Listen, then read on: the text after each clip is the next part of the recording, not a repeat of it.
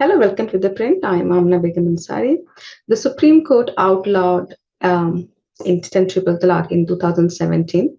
A judgment Parliament eventually affirmed through legislation in 2019.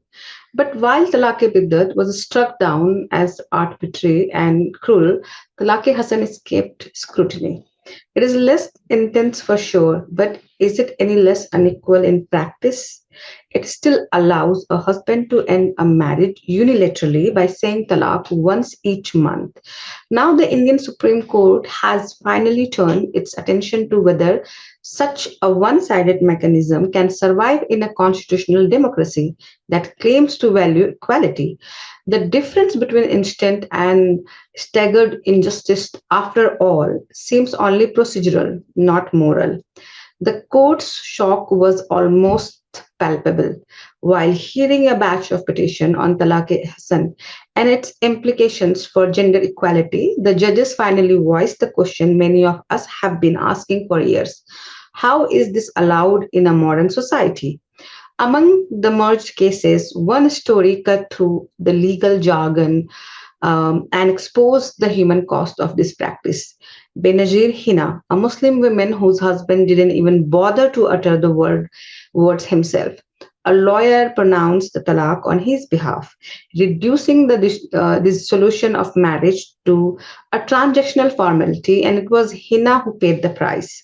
She couldn't even get her child into school because she had no acceptable proof of her marital status, standard between a religious procedure and a bureaucratic wall.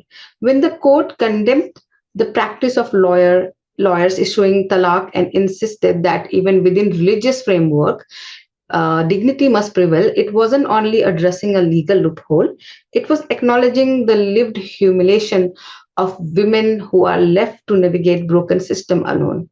Yes, Talaq-e-Hassan is often described as the preferable method because it stretches the process across 3 months. But it is not fair. It remains a one sided extrajudicial mechanism in India, where a husband's will alone can dissolve a marriage and women's rights hand in the balance. And still, the community clings to it out of some imagined fear of losing identity, refusing to confront the very suffering it creates. In modern India, women, especially those from poor and marginalized backgrounds, carry the heaviest weight of social pressure, lack of resources, and limited access to legal help.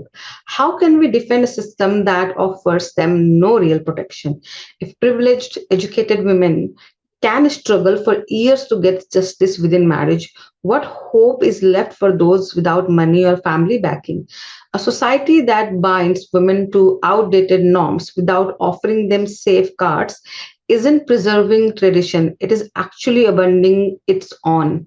A country like Pakistan, hardly a model of progressive gender reform, still requires formal notification to the Union Council. And oral talaq without paperwork carries no legal standing. Even Muslim majority nations like UAE or Saudi Arabia have codified family laws that recognize women's rights. In the UAE, for instance, a wife can seek divorce either through a contractual right, which is called isma, or by proving harm, a term defined broadly enough to allow space for fairness and protection. But Indian Muslims have no such a codified family law to fall back on.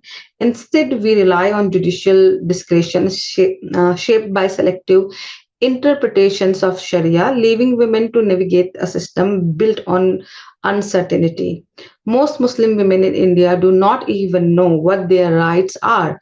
And the very organization that claim to speak for the community, like the All India Muslim Personal Law Board, shows no interest in protecting women's rights.